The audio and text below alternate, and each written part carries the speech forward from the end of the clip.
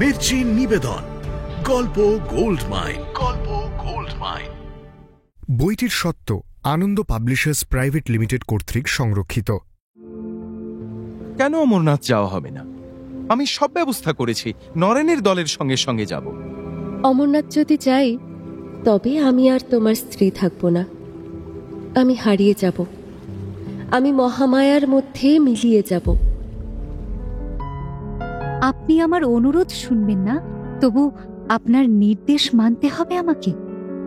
হ্যাঁ, এ দেশ সম্পর্কে তোমার যে এখনো অনেক কিছু জানতে বাকি আছে। আমি ডুলিতে চড়ব না, ঘোড়া নিতে রাজি আছি, যদি আপনি এক্ষুনি ভিজে কাপড় ছেড়ে গায়ে একটা কম্বল অন্তত জড়িয়ে নেন। শুনছেন সুনীল গঙ্গোপাধ্যায়ের লেখা উপন্যাস প্রথম আলোর দ্বিতীয় খণ্ড। বিবির বিয়ের দেনা পাওনা, যৌতুক, শয্যা, অলংকার প্রভৃতি বিষয়ে সবকিছু পাকা হয়ে গিয়েছিল, কিন্তু জ্ঞানদানন্দিনীর একটি শর্ত যোগেশচন্দ্র মানল না। বিয়ের পরও কন্যাকে দূরে পাঠাতে চান না জ্ঞানদানন্দিনী। কন্যা জামাতা তাঁর বাড়িতেই থাকবে, অথবা তাঁর ঠিক করা কাছাকাছি কোনো গৃহে। শ্বশুর বাড়িতে দেওর, ননদ, ভাজ, শাশুড়ির এক গাদা ভিড়ের মধ্যে বিবি নিজেকে মানিয়ে নিতে পারবে না। সাধারণ বাঙালি পরিবারের রীতিনীতিও সে জানে না। বালিগঞ্জে আমার অত বড় বাড়ি, সেখানেই তো যোগেশ তার স্ত্রীকে নিয়ে স্বচ্ছন্দে থাকতে পারে। কিন্তু যোগেশ স্বাধীন চেতা পুরুষ, সস্ত্রীক সে কোথায় থাকবে তা সে নিজে ঠিক করবে। শ্বশুর শাশুড়ির আশ্রিত হয়ে আমি থাকতে যাব কেন?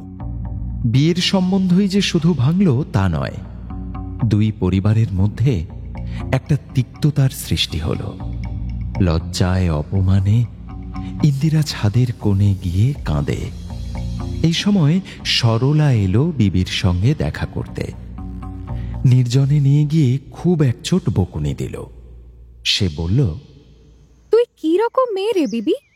তুই মন দিয়েছিস একজনকে আর বিয়ে করতে যাচ্ছিলি আরেকজনকে। প্রমথ বাবুকে যে তুই ভালোবাসিস তা কি আমি জানি না? তুই কোন মুখে যোগেশ বাবুকে বিয়ে করতে রাজি হয়েছিলি?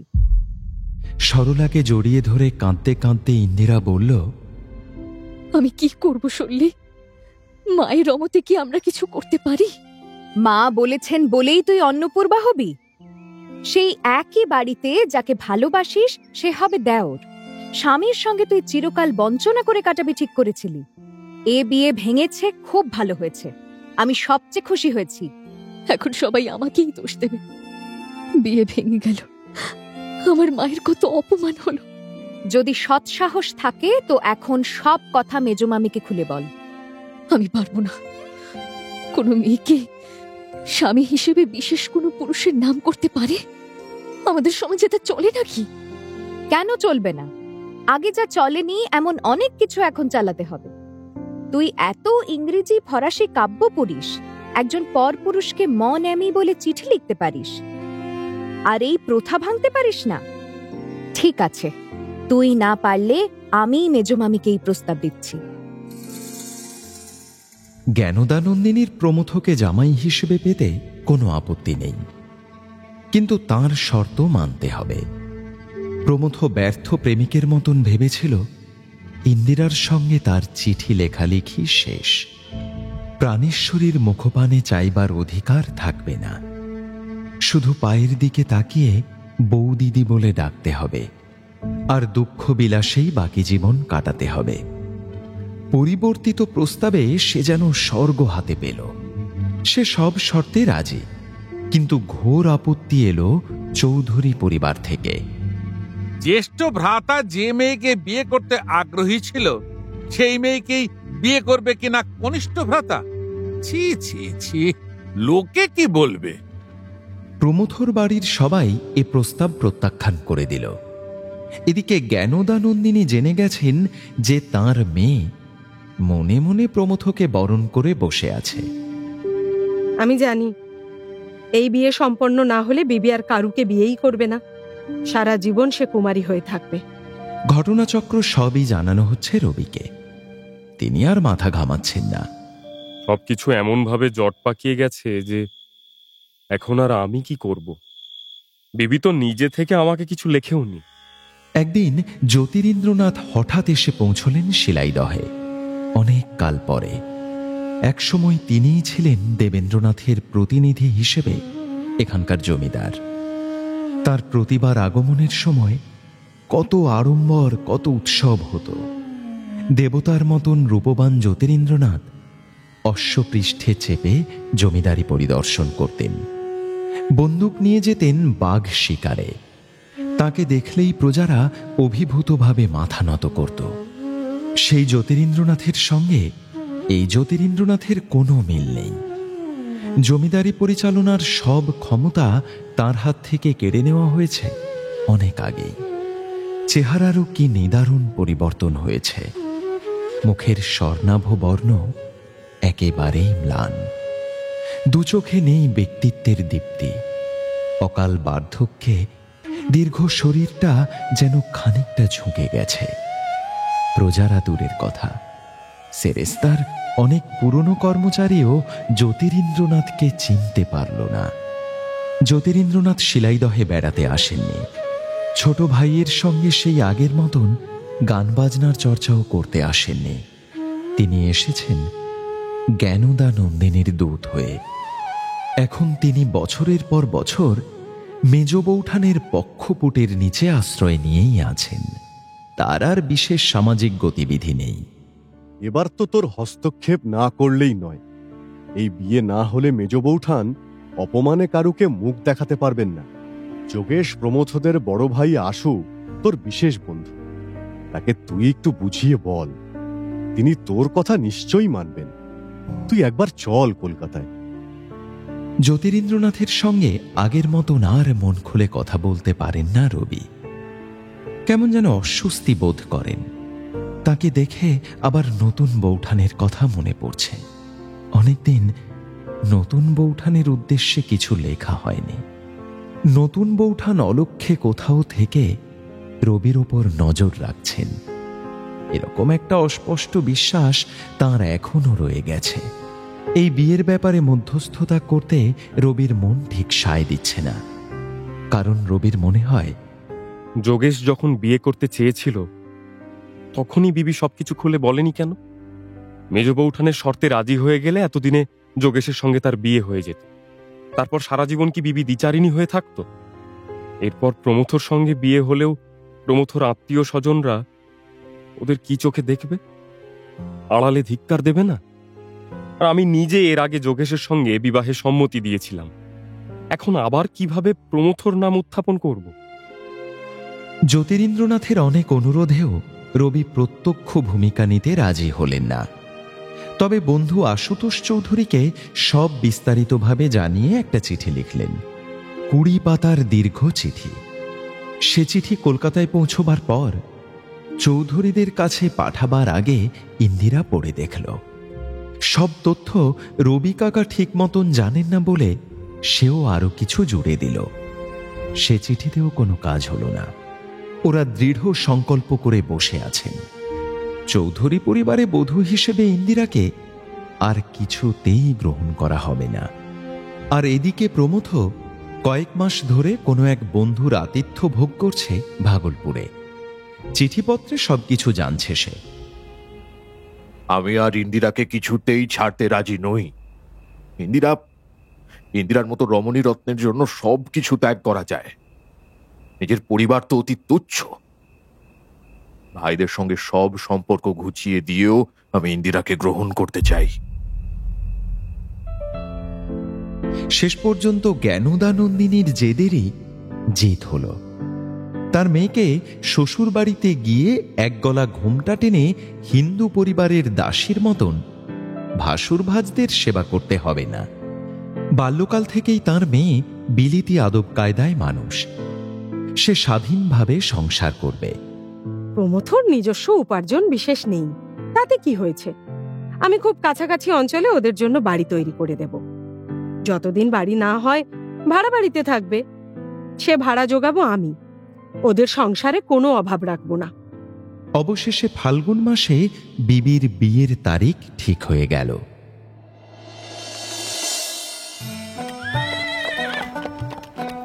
প্রয়োজন প্রয়োজনে মানুষ কি না করে।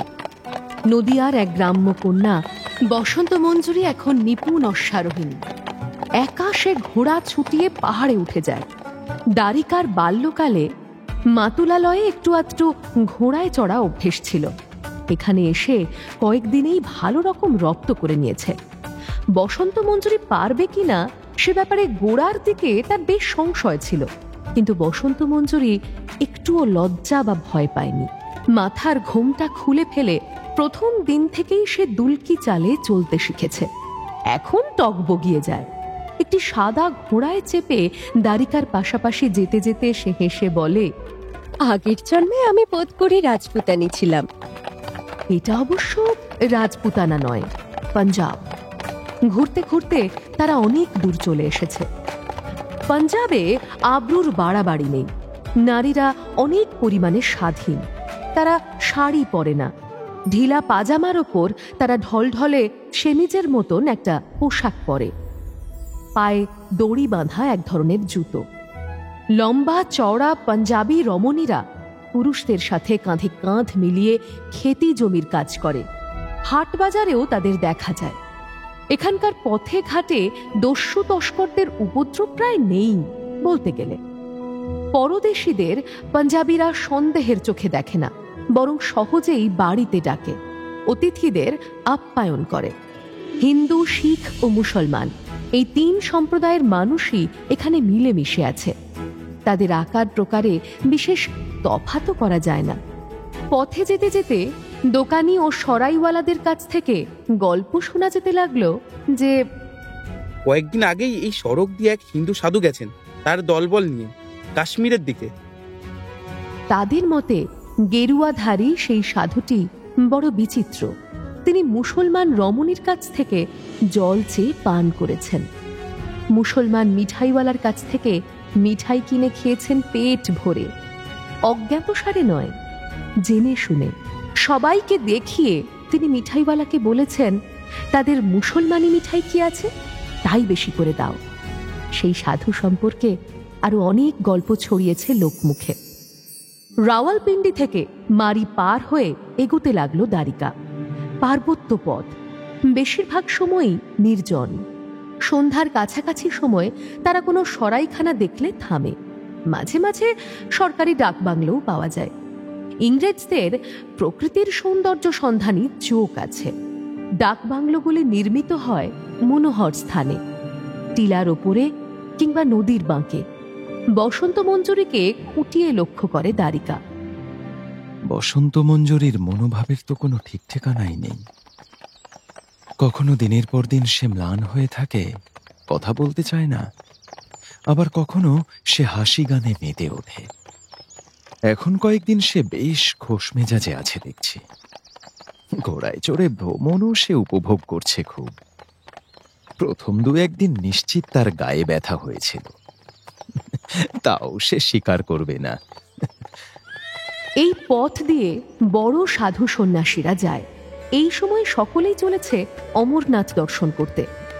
সাধুদের মধ্যে কাউকে কাউকে দেখে ভক্তির বদলে ভয় জাগে। যদিও এখন গ্রীষ্মকাল, কিন্তু সামান্য বৃষ্টিপাতেই খুব শীত বোধ হয়। সেই শীতের মধ্যেও কোনো কোনো সাধু প্রায় নগ্ন দেহে, সামান্য কৌপিনধারী, কেউ কেউ একেবারে উলঙ্গ। মাথায় দীর্ঘ জটা, ধুলো কাদায় মাখা। মুখমণ্ডল দাড়িতে ঢাকা থাকলেও চোখ দুটি যেন উগ্র, মায়া মমতা শূন্য। দ্বারিকা নিষ্ঠাবান হিন্দু। সে সাধু সন্ন্যাসীদের দেখলেই প্রণাম জানায় ও ফলমূল দান করে। হাজার হাজার বছর ধরে একই রকম ভাবে এই সন্ন্যাসীর দল সমস্ত রকম জাগতিক সুখ অগ্রাহ্য করে ভ্রাম্যমান। কঠোর কৃচ্ছ সাধনার মধ্য দিয়ে তারা মুক্তির পথ খুঁজে চলেছে। বসন্ত মঞ্জুরি কিন্তু ওইসব সাধুদের দেখলেই চোখ বুজে ফেলে, তার শরীর কেঁপে ওঠে। দ্বারিকা কারণ জিজ্ঞেস করলে সে কাতর কণ্ঠে একবার বলেছিল, দেবতার সঙ্গে দেখা করতে যাবেন তো? ওই সাধুরা অমন বিভৎস সেজে থাকেন কেন? দেবতারা কি তাতে খুশি হন? এই জগৎ কত সুন্দর। পথের ধারে ফুটে থাকা সামান্য ফুলও কেমন নিখুঁত রূপের পাপড়ি মেলে থাকে। তবে মানুষ কেন সুন্দর হবে না?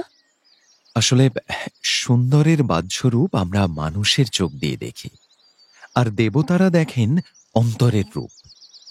কিন্তু এই সন্ন্যাসীরা নিগ্রহের আগুনে নিজেকে পুড়িয়ে পুড়িয়ে নিজেদের শুদ্ধ থেকে আরও অনেক শুদ্ধ করে তুলছেন। আমাদের মতন সাধারণ মানুষের পক্ষে তা সম্ভব নয়। আমরা তাই সাধুদের ওপরেই বরাত দিই। সাধু সেবা করলেই আমাদের পুণ্য হয়। তবু দ্বারিকা যখন বিশিষ্ট সাধুকে পাদ্যার্ঘ্য দেয়, তখন বসন্ত মঞ্জুরি কাছে আসে না, জড়ো সড়ো হয়ে দাঁড়িয়ে থাকে দূরে, দৃষ্টি মাটির দিকে নিবদ্ধ। তীর্থযাত্রীর দল তখন হঠাৎ হঠাৎ জোর গলায় ধ্বনি দেয়, Har Har bomb bomb, Har Har bomb bomb. তখনও সে কুঁকড়ে যায়। সে এমনই স্পর্শকাতর যে এই উঁচু গলার চিৎকারও সহ্য করতে পারে না। সেরকম কোনো বড় দল দেখলে সে থেমে গিয়ে পথের ধারে বসে পড়ে কিংবা বনের মধ্যে চলে যায়। অতি সামান্য কোনো ঝিরঝিরে ঝর্ণা দেখতে পেলে সে আর যেতেই চায় না। তখন তার দৃষ্টিতে ঝরে পড়ে মুগ্ধতা। ছোট ছোট ঘাস ফুল তুলে দুহাতের অঞ্জলি ভরে তাকিয়ে থাকে আকাশের দিকে। ক্রমে তারা এসে পৌঁছল বারমুল্লা নামে একটি স্থানে। এখান থেকে নদীপথে কাশ্মীর উপত্যকায় যাওয়া যায়। বসন্ত মঞ্জুরির যদিও ঘোড়া চড়ার উৎসাহে ভাটা পড়েনি, কিন্তু দ্বারিকা ক্লান্তি বোধ করছে। একটা নৌকা ভাড়া করলে বেশ ধীরে সুস্থে দুপাশের দৃশ্য উপভোগ করতে করতে যাওয়া যাবে। তাছাড়া এখানে বজরার মতো বড় বড় নৌকাও পাওয়া যায়, আর তার মধ্যেই রান্না বান্নার সব ব্যবস্থা আছে। ওদিকে রাত্রিবাসেরও কোনো অসুবিধে নেই। নিজস্ব কর্মচারীদের আগেই ফেরত পাঠিয়ে দিয়েছে দ্বারিকা। কাশ্মীর রাজ্যে ভ্রমণকারীদের জন্য নানা রকম ভালো বন্দোবস্ত আছে। এ রাজ্যের রাজা হিন্দু, প্রজারা অধিকাংশ মুসলমান। মুসলমানরাও হিন্দুদের ঠাকুর দেবতা ও শাস্ত্র সম্পর্কে অনেক কিছু জানে। তীর্থযাত্রীদের পথপ্রদর্শক প্রায় সবাই মুসলমান। তারা নানা রকম গল্প শোনায়। একদল মুসলমান বালক মেষপালক অমরনাথ শৃঙ্গের এক গুহার মধ্যে প্রকৃতির খেয়ালে গড়ে ওঠা একটি তুষার পিণ্ড দেখে ভেবেছিল এ তো হিন্দুদের শিবলিঙ্গের সদৃশ। তাদের জন্যই অমরনাথের সেই গুহা এখন বিখ্যাত হিন্দু তীর্থ। নৌকোয় যাত্রা অতি আরামদায়ক। নদী বেশ স্রোতস্বিনী। সারা দিন ধরে শোনা যায় জলের কল্লোল। দুদিকের তীর প্রায় বনরাজিতে ঢাকা। মাঝে মাঝে চোখে পড়ে ছোট ছোট গ্রাম। দ্বিতীয় দিন থেকেই দেখা যেতে লাগলো ধবল তুষার মণ্ডিত একটি পর্বত শিখর। সারা দিন রৌদ্র ছায়ায় সেই পর্বতগুলির কত রকম রং বদল হয়। বসন্ত মঞ্জুরি বেশ খুশির মেজাজে আছে। মাঝে মাঝে সে গুনগুন করে আপন মনে গান গায়। এক একটি পাহাড়ের দিকে সে হাত জোড় করে প্রণাম জানিয়ে বলে, ঠিক মন্দিরের মতন নয় গো? আহা, সত্যিই যেন আমরা দেবস্থানে এসে পড়েছি। এখানকার মানুষগুলিও কত সুন্দর। নৌকোর চালক 3 জন। একজনের পত্নীও সঙ্গে রয়েছে। সেই রান্না করে। সরু চালের ভাত, লাউ কুমড়োর ঘন্ট, মুগের ডাল আর খাঁটি গব্বঘৃত। জেলেদের কাছ থেকে টাটকা নদীর মাছও পাওয়া যায়। ভোজনবিলাসী দ্বারিকা নিজে দরাদরি করে প্রয়োজনের চেয়ে অনেক বেশি মাছ কিনে ফেলে। বসন্ত মঞ্জুরি প্রায় কিছুই খেতে চায় না। তার যেন পাখির আহার। দ্বারিকা তাকে পীড়াপিড়ি করলে সে বলে, এত ভালো লাগছে সবকিছু, কিন্তু এই সময় আমার বিশেষ কিছু খেতে ইচ্ছে করে না। বেশি খেলে ঘুম পাবে, তাহলে কত কিছু দেখতে পাবো না। ওগো, তুমি আমাকে এখানে নিয়ে এসে আমার জীবন ধন্য করলে। রান্নাঘরের স্ত্রী লোকটির সঙ্গে ভাব জমাবার চেষ্টা করে বসন্ত মঞ্জুরি, কিন্তু ভাষার ব্যবধান বড় বাধা। বসন্ত মঞ্জুরির কোনো কথাই সে বোঝে না। সজল চোখে চেয়ে থেকে মিটিমিটি হাসে। দুধে আলতা গায়ের রং, টিকালো নাক, দীর্ঘ অক্ষিপল্লব, গাঢ় ভুরু। এখানকার গরিব ঘরের মেয়েরা যেন রানীর মতো রূপসী, কিন্তু রূপ সম্পর্কে তাদের একটুও সচেতনতা নেই। রোজ স্নান করে না, প্রসাধনের কোনো বালাই নেই, ভালো করে চুলও বাঁধে না। বসন্ত মঞ্জুরি সাজসজ্জা করতে ভালোবাসে। সে যখন সোনা বাঁধানো চিরুনি দিয়ে চুল আঁচড়ায়, আমিনা নামে সেই রমণীটি অবাক হয়ে তার দিকে চেয়ে থাকে। বসন্ত মঞ্জুরি বলল, এসো, আমি তোমার চুল বেঁধে দিই। আমিনা লজ্জা পেয়ে আপত্তি জানালে বসন্ত মঞ্জুরি জোর করে তাকে কাছে টেনে আনে। খুব ভালো করে তার খোঁপা বেঁধে দিয়ে তারপর চিরুনিটা গুঁজে দিয়ে বলে, এটা তুমি নাও। পুরুষরা তবু ভাঙা ভাঙা উর্দুতে কথাবার্তা চালাতে পারে। দারিকা একসময় ফার্সি পড়েছিল।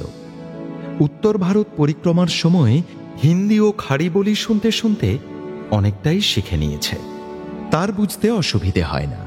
নৌকোর চালকরা মার্তণ্ড মন্দির, শঙ্করাচার্যের মন্দির, শাহ হামদান চশমাশাহী এইসব বিখ্যাত স্থানগুলির ইতিহাস শোনায়, কিংবদন্তির ইতিহাস। মাঝিরা এক এক দিন এক একটা কাহিনী শোনায়। হরিপর্বত কি করে তৈরি হয়েছে জানেন? হিন্দুদের খুব বড় দেবী দুর্গা মাইয়ের সঙ্গে এক দৈত্যের লড়াই হয়েছিল। দুর্গা মাই দৈত্যের দিকে একটা মস্ত বড় পাথর ছুঁড়ে মারলেন, তাতেই সেই দৈত্য চাপা পড়ে গেল। আর সেই পাহাড়টাই হলো হরিপর্বত। তার উপর এখন দুর্গ আছে। বাদশাহ আকবর বানিয়েছেন সেই দুর্গ। আর ঝিলম নদীর ধারে যে পাথর মসজিদ আছে, সেটাকে বানিয়েছেন জানেন তো? বেগম নূরজাহান। ভারী সুন্দর সেই মসজিদ, কিন্তু কোনো অরাতের বানানো মসজিদে নামাজ পড়তে নেই। মার্তণ্ড মন্দিরের জায়গাটাকে লোকে বলে মাটন, আসলে মার্তণ্ড মানে সূর্যদেব। ওই মন্দির আগে আরো অনেক বড় ছিল। খুব আফসোসের কথা, অনেক কাল আগে সিকান্দার বাদশি খান ওই মন্দির বিলকুল চুরমার করতে চেয়েছিল। খোদা আল্লাহর দুনিয়ায় এত জায়গা খালি পড়ে আছে, আরো কত মসজিদ বানানো যায়। হিন্দুদের মন্দির ভাঙতে হবে কেন? তাদের প্রাণে দুঃখ লাগবে না? প্রায় 1 বছর ধরে বহু বিখ্যাত স্থান দর্শন করেছে দারিকা। তার মধ্যে কাশ্মীর রাজ্য যে সবচেয়ে সুন্দর শুধু তাই নয়, এখানকার মানুষদের এমন সাবলীল ও আন্তরিক ব্যবহারের তুলনা নেই। নৌকা চালকরা শেষ অপরাহ্নে নৌকা থামিয়ে নিষ্ঠার সঙ্গে নামাজ আদায় করতে বসে। তারা নিজ ধর্মপরায়ণ, অথচ অন্য ধর্ম সম্পর্কে বিন্দুমাত্র বিদ্বেষের স্থান নেই তাদের মনে। দারিকার সঙ্গে ব্র্যান্ডির বোতল এনেছে। একটু একটু ব্র্যান্ডিতে চুমুক দেয় আর চুরুট টানে। বসন্ত মঞ্জুরি মৃদু স্বরে গান গায়। দুপাশে গিরিবর্ত, পশ্চিম দিগন্ত রক্তিম হয়ে আসে। মাথার ওপর দিয়ে কুলায় ফিরছে পাখির ঝাঁক। গ্রীষ্মের বাতাসে ভেসে আসে অরণ্য ফুলের গন্ধ। একসময় গান থামিয়ে বসন্ত মঞ্জুরি অস্ফুটস্বরে বলে, লাল রঙের চুল। বসন্ত মঞ্জুরি হঠাৎ কি বলল তা দারিকা বুঝতে না পেরে জিজ্ঞেস করল, কি বললে? দেখো দেখো, একজন মেয়ে মানুষের মাথার চুলের রং যেন জবা ফুলের মতন লাল। এমনটি আগে কখনো দেখিনি। দারিকা একটা তাকিয়ায় হেলান দিয়ে আধশোয়া হয়েছিল। উঠে বসে ফিরে তাকালো। নদীর এক প্রান্তে 3টি নৌকোর একটি বহর নোঙর করে আছে। একটি বড় নৌকোর সামনের দিকে টেবিল চেয়ার পাতা।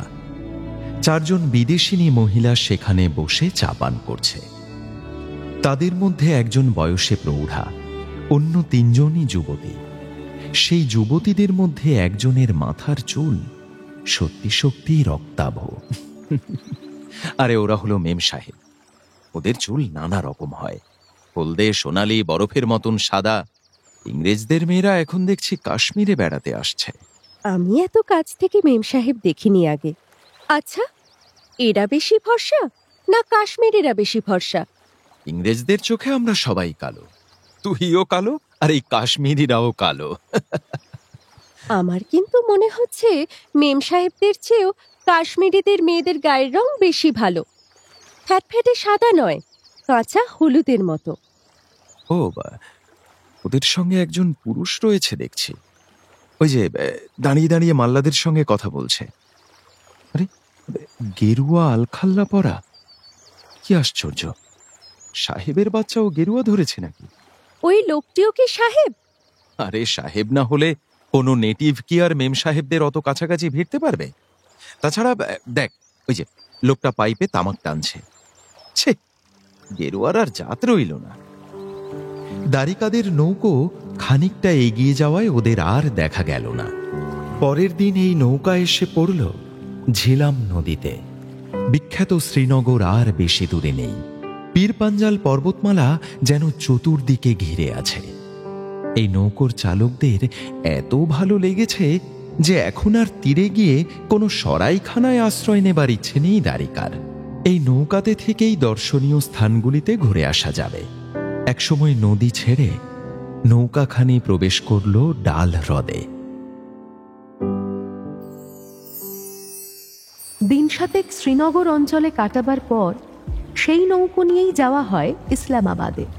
এই স্থানটির আরেকটি নাম অনন্তনাগ। কাশ্মীর রাজ্যটির অবস্থান অনেক ওপরে হলেও পূর্ব বাংলার মতনই নদী বহুল। এক নদী থেকে অন্য নদীতে পড়ে জলপথেই বেশ ঘোরাফেরা যায়। ঘুরতে ঘুরতে দ্বারিকারা চলে এলো লিদার নদীর প্রান্তে পেহেলগাঁও নামে একটি ক্ষুদ্র গ্রামে। সামান্য গ্রাম হলেও বৎসরের এই সময়টায় শ্রাবণী পূর্ণিমার আশেপাশে বহু মানুষের ভিড়ে গমগম করে। অমরনাথ তীর্থযাত্রা শুরু হয় এখান থেকে। পেহেলগাঁওতে ভদ্রগোছের কোনো যাত্রীনিবাস বা সরাইখানা নেই, তাঁবুতে অবস্থান করতে হয়। সেজন্য প্রচুর তাঁবু ভাড়া পাওয়া যায়। দ্বারিকা আগে অমরনাথ তীর্থ পর্যন্ত যাবার কথা ভাবেনি। কাশ্মীর উপত্যকার সৌন্দর্য দর্শনই তার এতদূর আসার উপলক্ষ ছিল। কিন্তু এখানে সহস্র সহস্র যাত্রীর উন্মাদনা দেখে তারও নেশা লেগে গেল। বাসি, এই দুর্গম অমরনাথের গুহায় মহাদেবের তুষারলিঙ্গ দর্শনের অভিজ্ঞতা আমাদের এই জীবনের এক চরম সম্পদ হয়ে থাকবে। এত কাছে এসেও কি এই সুযোগ ছাড়া যায়? বসন্ত মঞ্জুরিও বেশ উৎসাহের সঙ্গে সায় দিল। অমরনাথ হুট করে কেউ একা একা যায় না। বিপদ সংকুল পথ, অনেক লোক অত উঁচুতে উঠতে পারে না, পথেই মারা যায়। যেতে হয় দল বেঁধে, ছড়িদারদের সঙ্গে, যাতে একজন কেউ বিপদে পড়লে অন্যরা সাহায্যের হাত বাড়িয়ে দিতে পারে।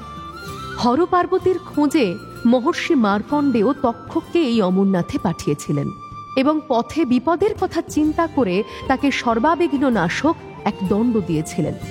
সেই দণ্ড বা ছড়ি নিয়ে একজন তীর্থযাত্রীদের সঙ্গে যায়।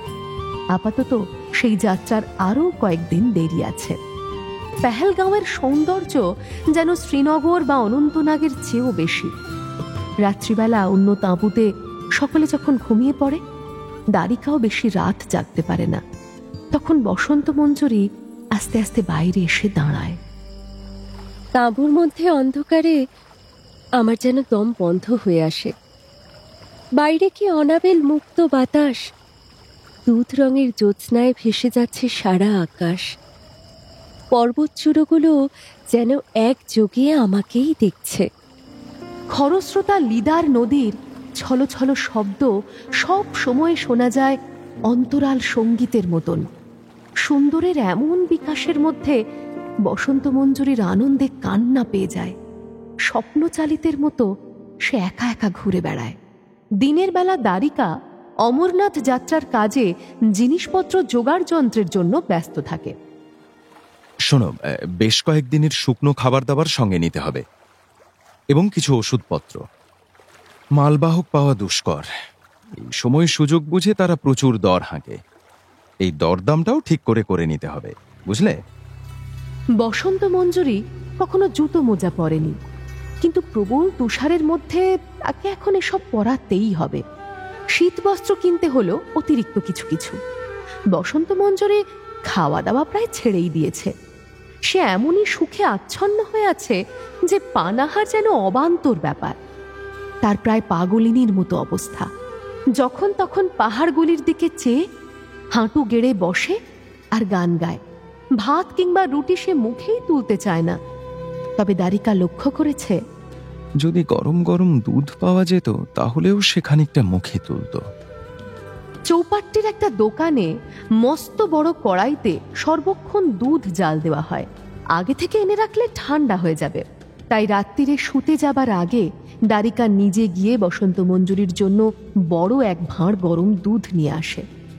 সন্ধে হতে না হতেই এখানে বেশ শীত পড়ে যায়। এইটুকু পথ হেঁটে আসতেই দ্বারিকার কাঁপুনি ধরে। বসন্ত মঞ্জুরিকে দুধ দিয়েই সে বিছানায় ঢুকে পড়ে। একদিন তার ফিরতে দেরি হলো। নদীর দুপারেই তাঁবু খাটানো হয়েছে। দ্বারিকাদের তাঁবু কিছুটা ওপরের দিকে।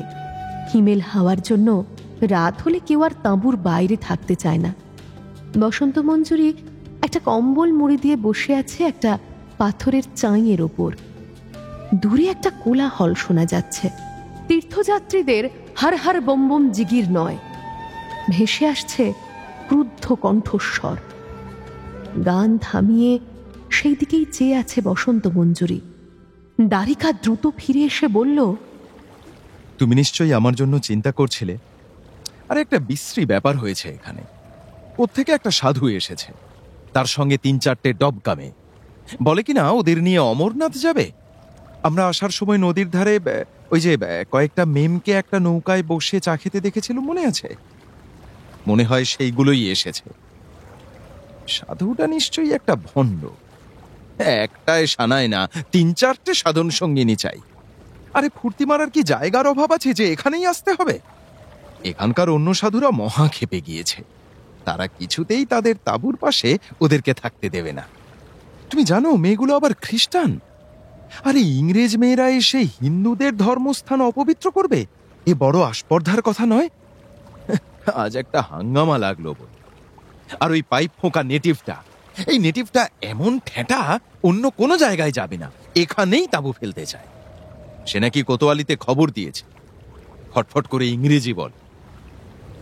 ইংরেজি ভালো জানে বলেই না ওই মেমদের সঙ্গে ফুর্তি করার সুবিধে হয়েছে। তুমি সেই সাধুর সঙ্গে কথা বলেছ?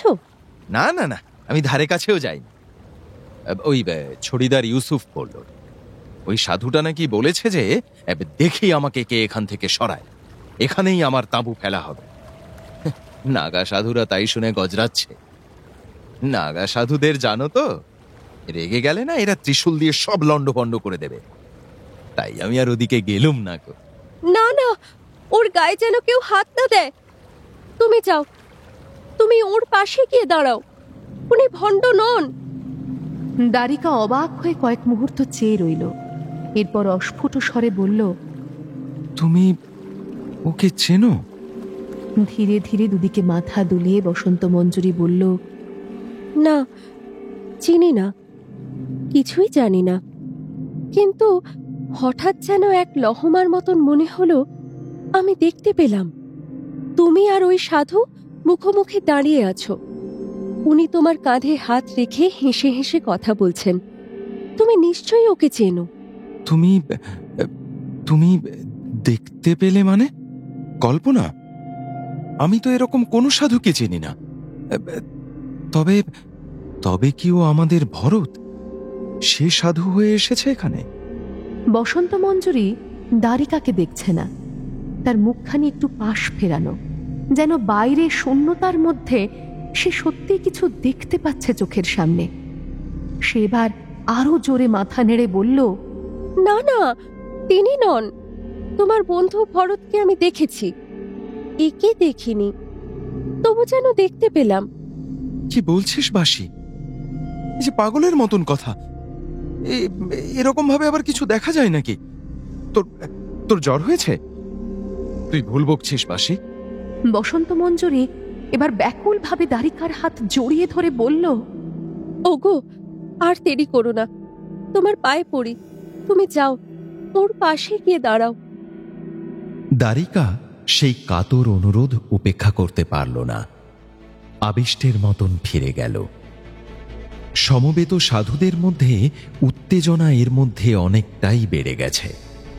অনেক যাত্রীও তাদের সঙ্গে গলা মিলিয়েছে। খ্রিস্টান মেমদের তারা কিছুতেই এখানে থাকতে দেবে না। পাইপ ফোঁকা সাধুটি নাকি রাজপ্রতিনিধির কাছে খবর পাঠিয়েছে, কিন্তু পুলিশ এলেও সাধুরা প্রতিরোধ করবে।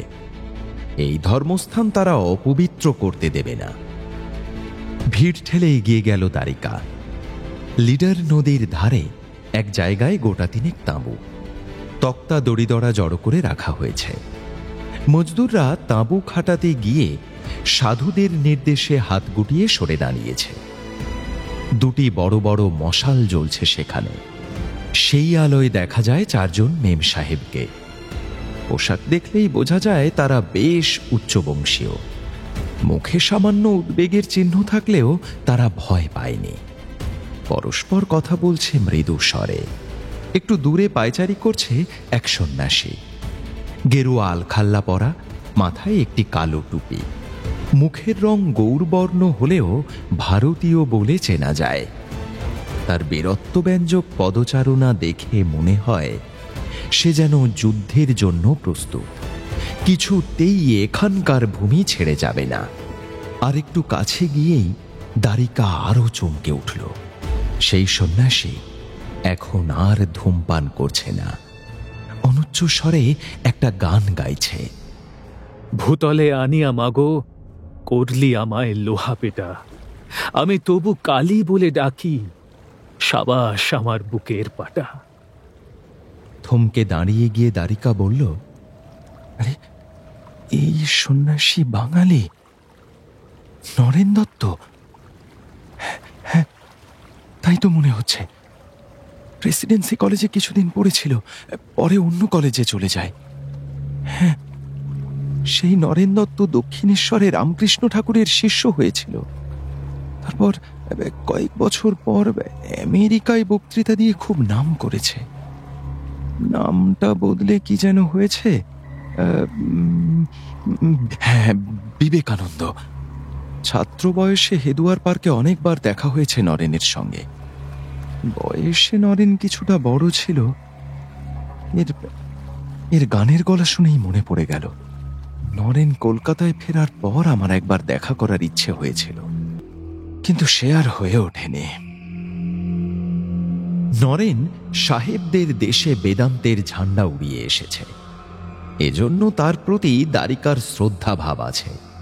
বিবেকানন্দ গান থামিয়ে মুখ ফেরাতেই দ্বারিকা বলল, আমার নাম দ্বারিকা লাহিড়ী। একসময় তোমার গান শুনেছি অনেকবার। তুমি ওই শিমলে পাড়ায় থাকতে না? কাছেই মানিকতলায় আমার বাড়ি ছিল। বিবেকানন্দ ঠিক চিনতে পারলেন না, স্মিত মুখে চেয়ে রইলেন। এখানে গন্ডগোল হচ্ছে, সাধুরা তোমার নামে অনেক কথা বলছে। আমি বুঝতেই পারিনি যে আমাদের সেই নরেন এখানে এসেছে। ভাই, আমায় মাফ করো ভাই, তোমার সন্ন্যাস জীবনে অন্য নাম হয়েছে, এখন আর নরেন নামে ডাকা বোধহয় উচিত হবে না। বিবেকানন্দ এবার এগিয়ে এসে দ্বারিকার কাঁধে হাত রেখে হেসে বললেন, না না, তুমি আমাকে নরেন বলেই ডাকতে পারো। কতদিন পর বাংলা কথা শুনে ভালো লাগলো। দ্বারিকা কেঁপে উঠল। বিবেকানন্দর স্পর্শের জন্য নয়, বসন্ত মঞ্জরি এই দৃশ্যটার কথাই বলেছিল। সাধু তার পরিচিত, কাঁধে হাত রেখে হেসে কথা বলবে। আচ্ছা, কোনো ঘটনা ঘটার আগে সেই দৃশ্য কি কেউ দেখতে পারে? ভবিষ্যৎ দ্রষ্টা বলে সত্যি কি কিছু হয়? বিবেকানন্দ মেম সাহেবদের সঙ্গে দ্বারিকার আলাপ করিয়ে দিলেন। তাদের সবার বাংলা নাম, ধীরামাতা, জয়া আর নিবেদিতা।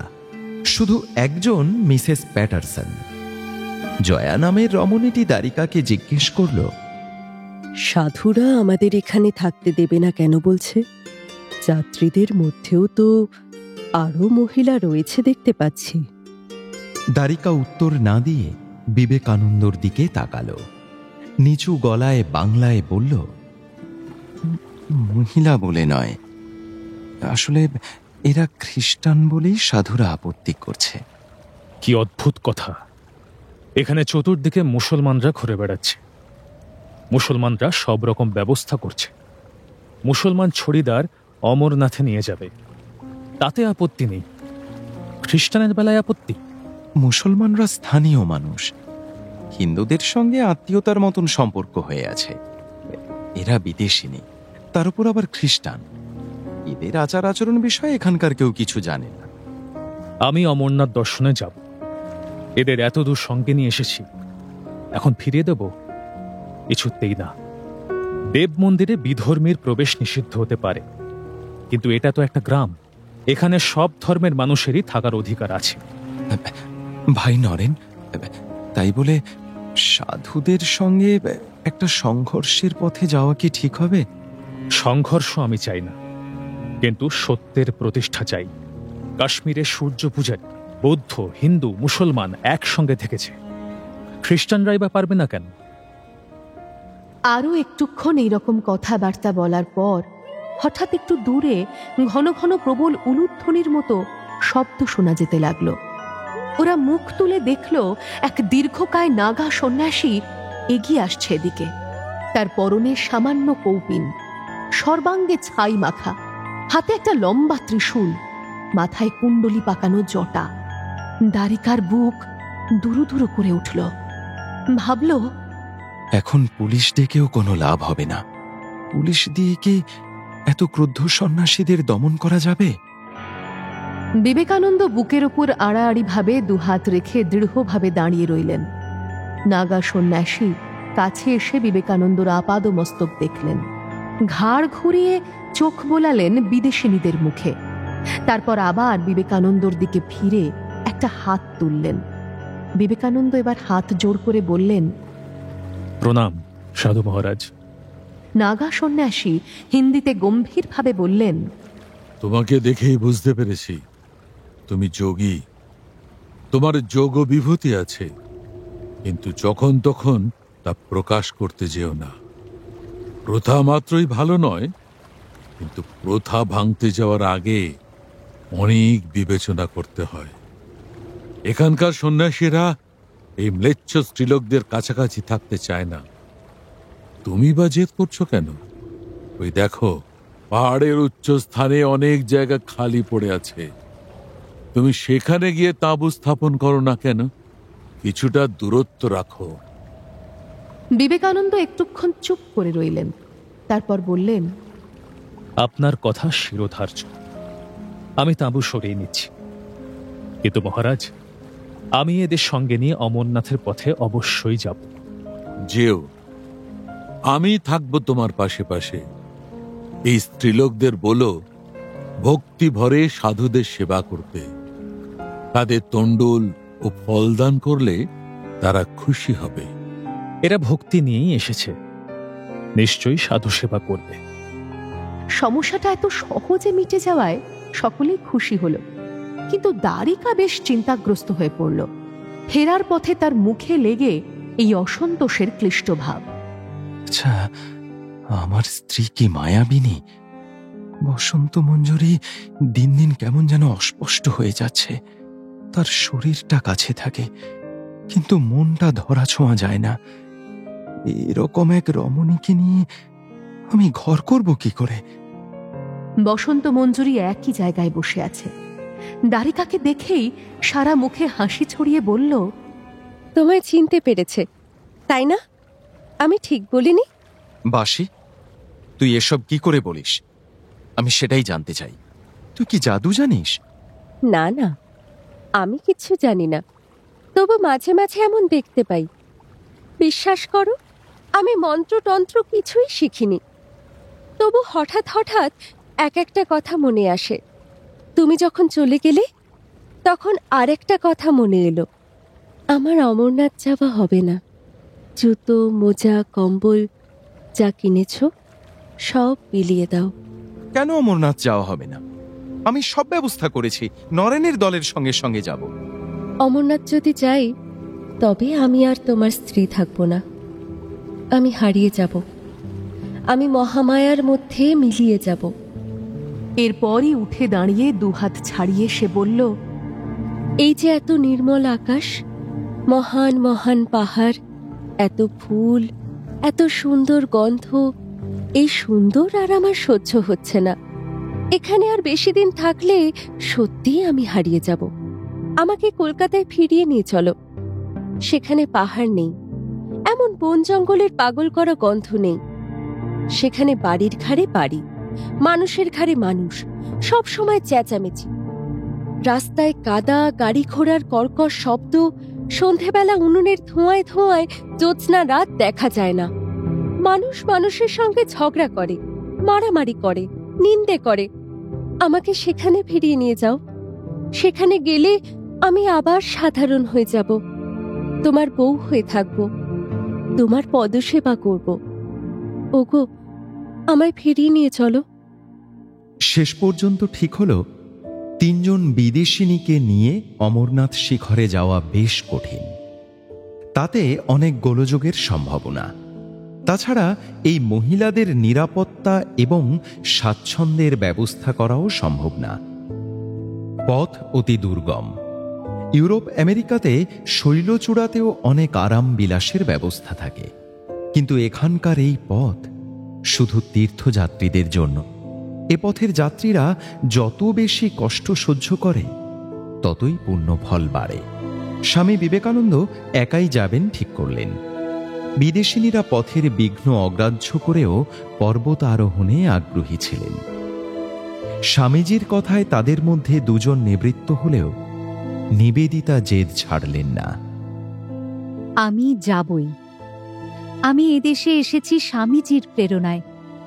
স্বামীজির পাশে পাশে থাকতে চাই, তার প্রতিটি কর্ম থেকে নিতে চাই নতুন নতুন শিক্ষা। আমি পেহেলগাঁওতে পড়ে থাকবো কেন? কিন্তু 3টি রমণীর একসঙ্গে থাকা আর একা এক যুবতীর পক্ষে এক সন্ন্যাসীর সঙ্গিনী হওয়ায় অনেক তফাৎ। লোকে আরও নানা রকম কুকথা বলবে, সাধুদের দলও আপত্তি তুলতে পারে। একমাত্র নাগা সম্প্রদায় ছাড়া অন্য সাধু সন্ন্যাসীরা এখনো বিবেকানন্দর সঙ্গে এই বিধর্মী রমণীদের উপস্থিতি মেনে নিতে পারেনি। নিবেদিতা কোনো যুক্তি মানবেন না। তিনি ছলছল চোখ করে বসে রইলেন। তাঁবুর বাইরে আগুন জ্বালানো হয়েছে, সেই আগুন ঘিরে বসেছেন সবাই। অন্য সব তাঁবুগুলি নিচের দিকে, সেখানেও সাধুরা ধুনি জ্বালিয়ে গান গাইছে। এখান থেকে দেখা যায় সেই সব আগুনের মালা, শোনা যায় খোল করতালের ধ্বনি। কাল ভোরে যাত্রা শুরু হবে। স্বামীজি একটা চুরুট টানতে টানতে নিবেদিতাকে অনেকক্ষণ ভালো করে বোঝাবার চেষ্টা করলেন। তারপর একসময় অধৈর্যভাবে বললেন, লোকনিন্দার কথা না হয় অগ্রাহ্য করা গেল। তুমি এই পাহাড়ি পথে উঠতে পারবে? 12-14 হাজার ফুট উঁচুতে আগে উঠেছ কখনো? তোমাদের দেশে তো এত উঁচু পাহাড়ই নেই। আমি আগে যা যা করিনি বা পারিনি, এখন সেরকম অনেক কিছু পারার জন্য প্রস্তুত হয়েছি। তোমার পায়ে এই তো শৌখিন জুতো। এই জুতো পরে বরফের ওপর দিয়ে হাঁটা যায়? খালি পায়ে চলার তো তোমাদের অভ্যেস নেই। দরকার হলে খালি পায়ে যাব। জো ম্যাকলাউড নিবেদিতার সব ব্যাপারেই প্রশ্রয় দিতে চান। তিনি বললেন, স্বামীজি, কয়েকদিন আগেও আপনার শরীর অসুস্থ ছিল। আপনি যদি এই হিমগিরিতে উঠতে পারেন, তাহলে ও পারবে না কেন? আপনার সেবার জন্য তো একজন কারোর সঙ্গে যাওয়া দরকার। সন্ন্যাসীদের কারোর সেবার প্রয়োজন হয় না। কিন্তু এখানে কয়েকজন বড় বড় সাধুকে যে দেখলাম, শিশুদের দিয়ে পা টেপাচ্ছেন, তামাক সাজাচ্ছেন। এই সময় নিবেদিতার সমর্থনে আর একজন এগিয়ে এলেন। এই লোকটির নাম শেখ শহীদুল্লাহ। সরকারের পক্ষ থেকে যাত্রীদের সব রকম ব্যবস্থাপনার দায়িত্ব তার ওপর। এখানে ইংরেজি জানা লোক পাওয়া দুষ্কর। শহীদুল্লাহ গড়গড় করে ইংরেজি বলতে পারে। এই কয়েকদিনে তার সঙ্গে এই 3 বিদেশিনীর বেশ ভাব হয়ে গেছে। বছর 30 বয়স। সে অতি সুদর্শন ও সপ্রতিভ যুবক। আগামীকাল সে পুরো দলটির ছড়িদার হিসেবে যাবে। শহীদুল্লাহ বিনীতভাবে বলল, বিবেকানন্দজি, আপনি এত আপত্তি করছেন কেন? এই মেম সাহেব চলুক না আমাদের সঙ্গে।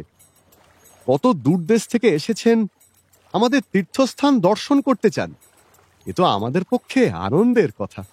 ওর কোনো অসুবিধে হবে না, আমরা দেখাশোনা করব। তুমি ওর দায়িত্ব নিতে পারবে? অবশ্যই।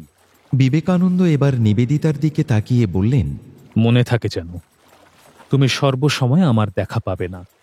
এই শহীদুল্লাহর ওপরেই তোমাকে নির্ভর করতে হবে।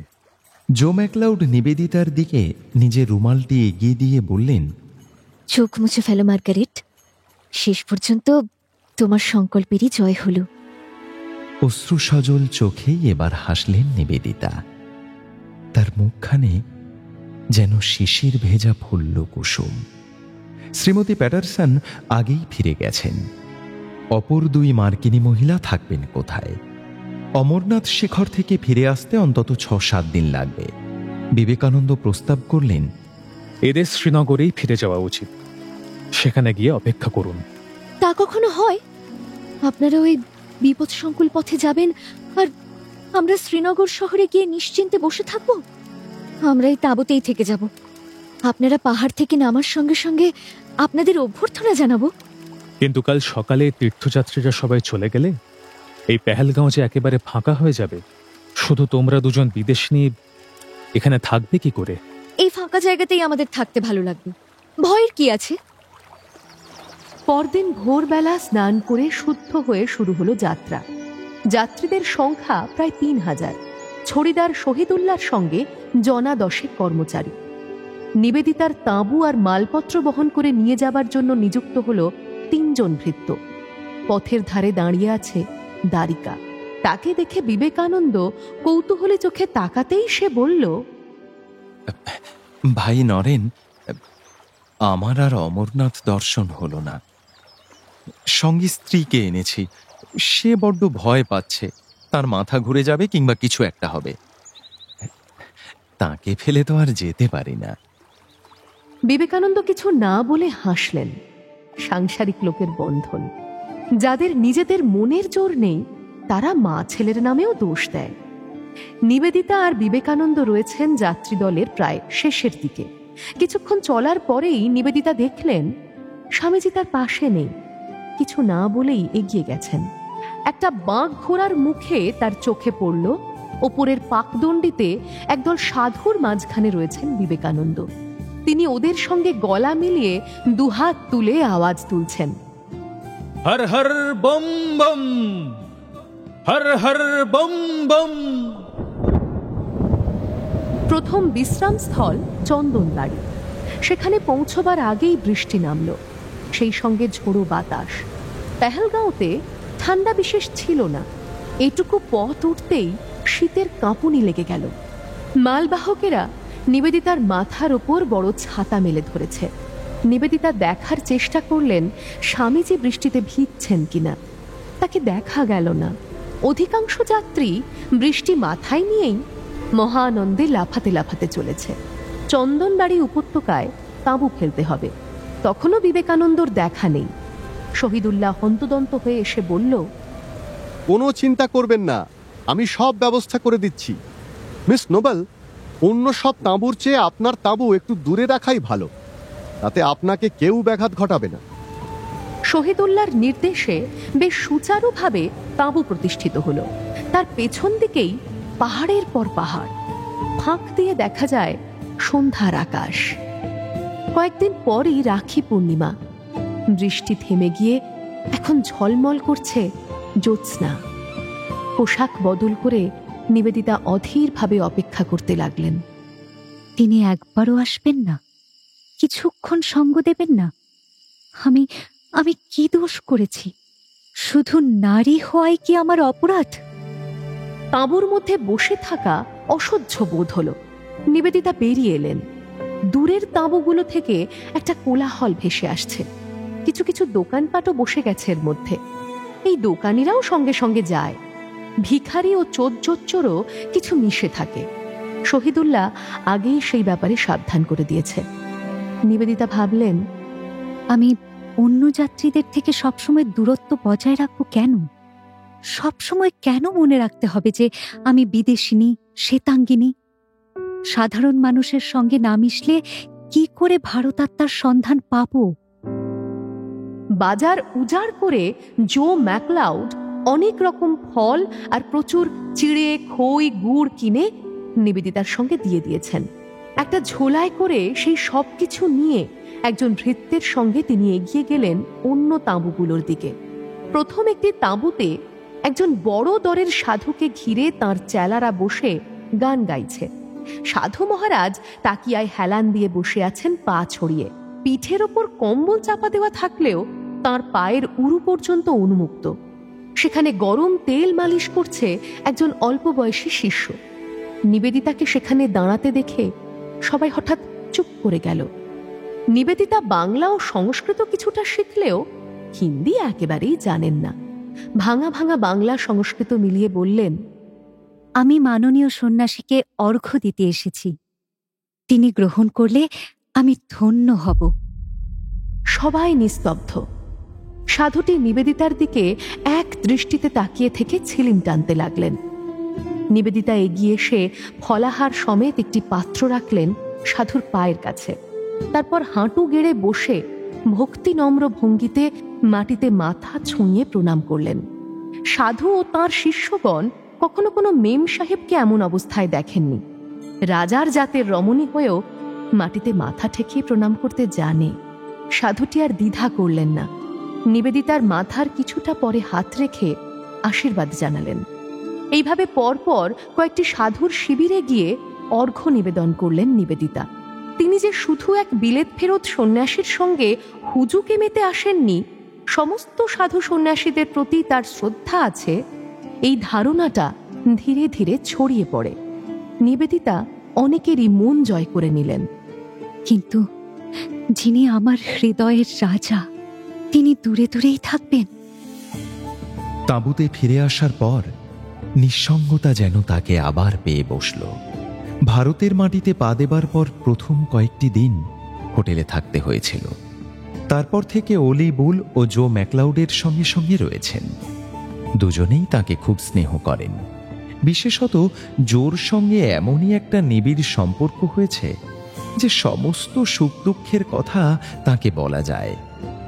এতদিনের ভ্রমণে আজই প্রথম নিবেদিতাকে সম্পূর্ণ একাকী থাকতে হবে। হঠাৎ বিবেকানন্দ সেই তাঁবুতে প্রবেশ করলেন। তার হাতে জপের মালা। ভেতরে এসে তিনি তাঁবুর চারপাশটা দেখলেন। একজন ভৃত্যকে ডেকে বললেন, ওরে, এই কোণে ফাঁক হয়ে রয়েছে কেন? এখান দিয়ে যে ঠান্ডা হাওয়া ঢুকবে, টেনে বেঁধে দে এক্ষুনি। বোতলে গরম জল ভরে দিদিমণিকে কম্বলের মধ্যে দিবি। মালা জপ করতে করতে বিবেকানন্দ কাজকর্মের তদারক করলেন। তারপর নিবেদিতার দিকে ফিরে বললেন, তাড়াতাড়ি খাওয়া দাওয়া করে শুয়ে পড়ো, কাল আবার ভোরে বেরোতে হবে। বড়জোর 5 মিনিটের জন্য অবস্থান। নিবেদিতাকে তিনি একটা কথা বলারও সুযোগ দিলেন না। এরপর কি সহজে ঘুম আসে? চোখে জল এসে যায় বারবার। এই যে ইচ্ছাকৃত ব্যবধান রচনা, এ তো অবহেলারই নামান্তর।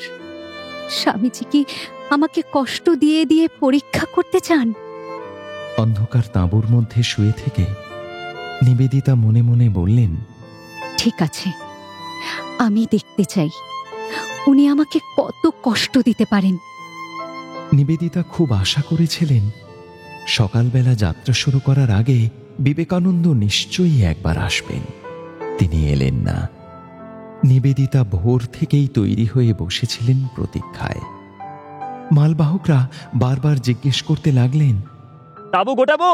সব জিনিসপত্র বার করে নেব? না না, একটু পরে, আর একটু পরে। এরপর শহীদুল্লাহ এক সময় এসে বলল, এ কি, এখনো গুছিয়ে নেননি? অনেকে যে এরই মধ্যে এগিয়ে পড়ছে। নিবেদিতা আর কিচ্ছু বললেন না। শহীদুল্লাহর নির্দেশে দ্রুত সব ব্যবস্থা হয়ে গেল। শহীদুল্লাহ বলল, মিস নোবেল, ব্রেকফাস্ট করে নিয়েছেন তো? পথে আর কিন্তু সময় পাবেন না। ঠিক আছে। কাল রাত্রিরেও কিন্তু খাননি। আজ সকালেও তার কিছু খাওয়ার ইচ্ছে হয়নি। স্বামীজি কি খাচ্ছেন, কোথায় বসে, কাদের সঙ্গে? নিবেদিতা ঠিক করেছেন, স্বামীজি নিজে এসে না বললে আমি এই পুরো যাত্রাপথে কিছুই খাবো না। বেশ চড়া রোদ উঠেছে। তুষারমণ্ডিত পাহাড়ে যেন সেই রোদ ঠিকরে পড়ে।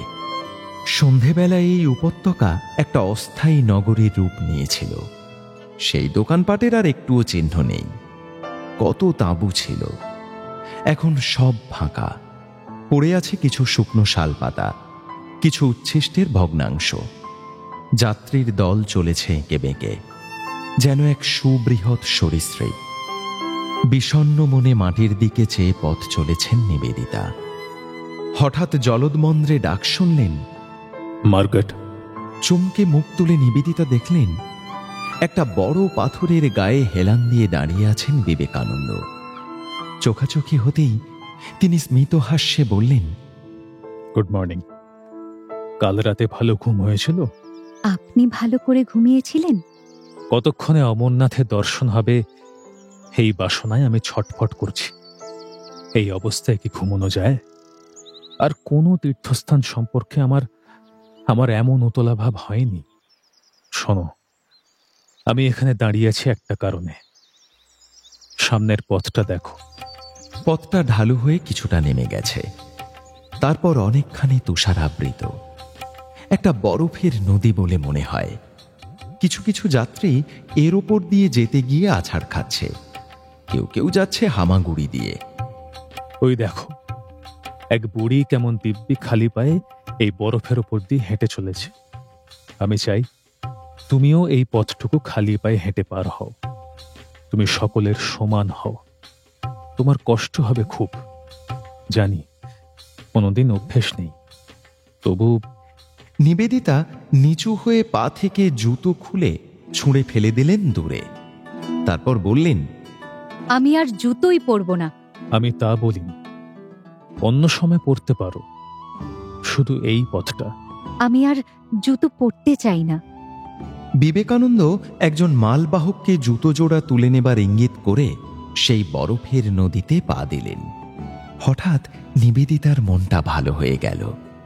বাচ্চা বয়সে বরফ নিয়ে কত খেলা করেছেন, এটাও যেন খেলা। বরফের মধ্যে পড়ে গেলেও তো ক্ষতি নেই, ব্যথা লাগে না। যারা আছাড় খাচ্ছে তারাও মহানন্দে হো হো করে হাসছে। বিবেকানন্দর হাতে রয়েছে একটা লম্বা লাঠি, নিবেদিতার কিছুই নেই। তবু তিনি বেশ সাবলীলভাবে হাঁটতে লাগলেন। বরফ কোথাও ঝুরো ঝুরো, কোথাও পাথরের মতন শক্ত পিচ্ছিল। ব্যালে নর্তকীর মতন দুহাত দুদিকে ছড়িয়ে নিবেদিতা লঘু পায়ে এগোচ্ছেন। বিবেকানন্দ জিজ্ঞেস করলেন, বাহ, তুমি বেশ পেরে যাচ্ছ তো, পায়ে লাগছে না? মাত্র কয়েকটা শতাব্দী আগে আমরা সবাই তো খালি পায়েই হাঁটতাম। বিবেকানন্দ প্রথম যে বৃদ্ধাকে দেখিয়েছিলেন, সেই বৃদ্ধাটি মাঝপথ পর্যন্ত এসে দাঁড়িয়ে পড়েছেন। মুখখানা ভয়ে ফ্যাকাশে হয়ে গেছে। নিবেদিতা জিজ্ঞেস করলেন, আমি কি ওর হাত ধরব? আমার সঙ্গে নিয়ে যেতে পারি? হঠাৎ করে কারুকে ধরতে যেও না, ছোঁয়াছুঁয়ির ব্যাপার আছে। কখনো সেরকম হলে আগে জিজ্ঞাসা করে নেবে। এ বুড়ি মহিলা নিজেই পেরে যাবে মনে হয়, এখন একটু দম নিচ্ছে। উল্লাসে চলতে চলতে খানিক বাদে নিবেদিতার মনে হলো, এই বরফের নদীটা অনেক চওড়া কিংবা অন্তহীন হলো না কেন? ততক্ষণ স্বামীজি আমার সঙ্গে থাকতেন। বরফ শেষ হবার পর আবার খাড়াই পাহাড়ি পথ। বিবেকানন্দ আর কিছু না বলে হনহনিয়ে এগিয়ে গেলেন সামনের দিকে। এরপর স্বামীজি সারাদিনে দুবার মাত্র অল্প সময়ের জন্য দেখা করে গেলেন নিবেদিতার সঙ্গে। বেশিরভাগ সময়টাই কাটালেন অন্য সাধুদের সঙ্গে। প্রচুর কষ্টসাধ্য চড়াই পথ ভেঙে সন্ধেবেলা নিবেদিতা পৌঁছলেন 12,000 ফুট উচ্চে ওয়াবজার নামক এক স্থানে। খটাখট শব্দে তাঁবু খাটানো চলতে লাগলো। আজ সকলেই খুব ক্লান্ত। নিবেদিতা কোথাও বিবেকানন্দকে খুঁজে পেলেন না। তাঁর খালি আশঙ্কা হয়, স্বামীজি এত ধকল সহ্য করতে পারবেন তো? কিছুদিন আগেও মাঝে মাঝেই উনি অসুস্থ হয়ে পড়েছিলেন, কিন্তু এই পথে স্বামীজি আমাকে সেবা করার সুযোগও দিতে চান না। সন্ধেবেলা কিংবা রাত্রিবেলাতেও বিবেকানন্দ একবারও তাঁর খোঁজ নিতে এলেন না। নিবেদিতা একা একাই তাঁবুর বাইরে ঘুরে বেড়ালেন। এখানকার দৃশ্য ভারী মনোহর। অনেক নিচে দেখা যায় শেষনাগ হ্রদ। নিস্তরঙ্গ নীল জল পড়ে আছে দর্পণের মতন। চতুর্দিকে গোল করে ঘিরে আছে তুষার শুভ্র শিখরগুলি, আর আকাশে বিন্দুমাত্র মেঘ নেই। চরাচর ধুয়ে যাচ্ছে জ্যোৎস্নায়। সুন্দরের মহিমা কি একা একা উপভোগ করা যায়? স্বামীজি কিছুতেই কেন কাছে আসবেন না? আমার সঙ্গে কিছুটা সময় কাটিয়ে গেলে কি দোষ হতো? তিনি কি ভাবছেন না যে এখানে আমার সঙ্গে দুটো কথা বলার মতনও কোনো লোক নেই? পরদিন সকালেও এলেন না বিবেকানন্দ। যাত্রা শুরু করার একটু পরেই এক জায়গায় হইচই শুনে নিবেদিতা কৌতূহলী হলেন। তিনি দেখলেন পথের ডান পাশ দিয়ে বয়ে গেছে একটি নদী। একদল লোক সেখানে স্নান করছে।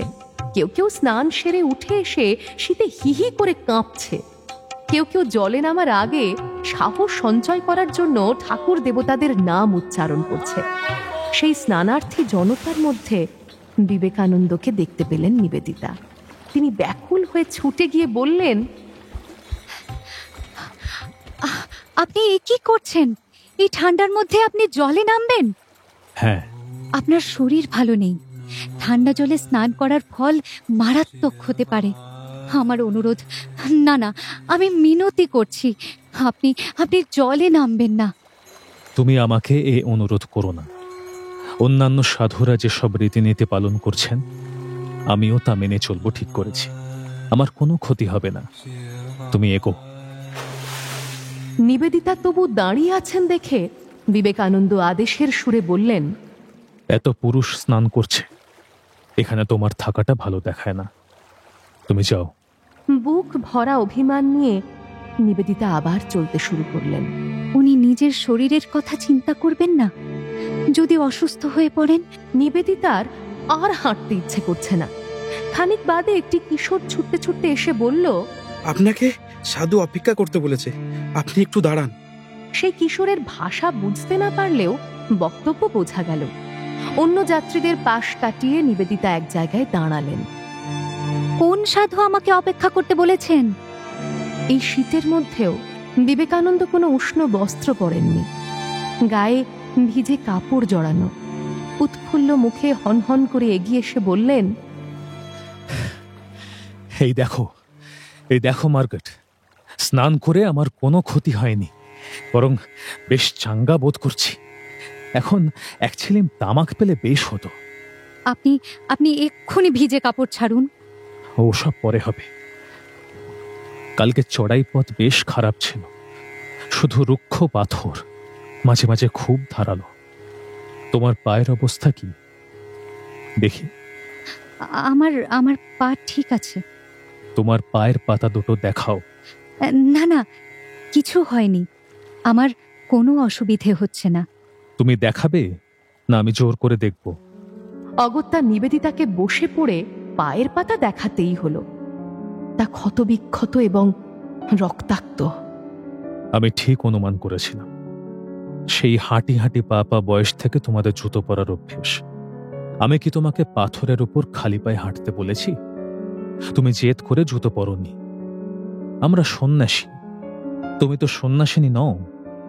তোমার শারীরিক নিগ্রহের প্রয়োজন নেই। আমি শহীদুল্লাহকে বলেছি, সে তোমার জন্য ঘোড়া কিংবা ডুলির ব্যবস্থা করবে। না না, আমার সেসব কিছু লাগবে না, আমি পায়ে হেঁটেই যেতে পারবো। তোমার পায়ের ওই সাংঘাতিক অবস্থা, এরপর তুমি যদি অসুস্থ হয়ে পড়ো, না, তোমার আর হেঁটে যাওয়া চলবে না। কেউ কেউ তো ঘোড়ায় বা ডুলিতেও যাচ্ছে। এক দৃষ্টিতে বিবেকানন্দর মুখের দিকে চেয়ে থেকে নিবেদিতা বললেন, আপনি আমার অনুরোধ শুনবেন না? তবু আপনার নির্দেশ মানতে হবে আমাকে। হ্যাঁ, এ দেশ সম্পর্কে তোমার যে এখনো অনেক কিছু জানতে বাকি আছে। আমি ডুলিতে চড়ব না, ঘোড়া নিতে রাজি আছি, যদি আপনি এক্ষুনি ভিজে কাপড় ছেড়ে গায়ে একটা কম্বল অন্তত জড়িয়ে নেন। বিবেকানন্দ কি রাখবেন নিবেদিতার কথা? তিনি যদি নিবেদিতার অনুরোধ না রাখেন, তাহলে যে নিবেদিতাকে নিজের জেদ রাখতে ওই ক্ষতবিক্ষত পা নিয়ে চলতে হবে পাহাড়ি রাস্তায়, সে যে একরকম অসম্ভব। কি হবে এরপর?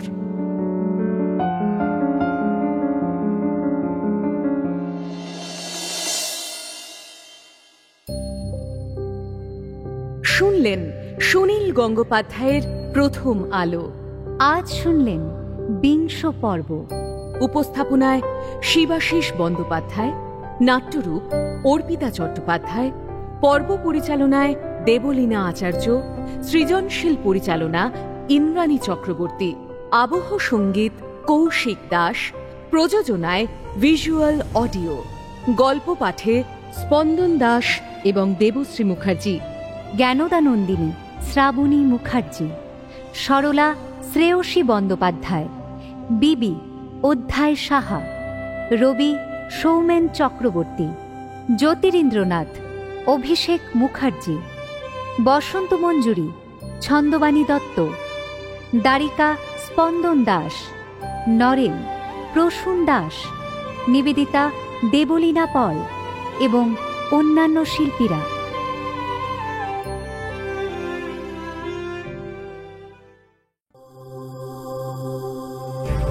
মির্চি নিবেদন গল্প গোল্ড মাইন।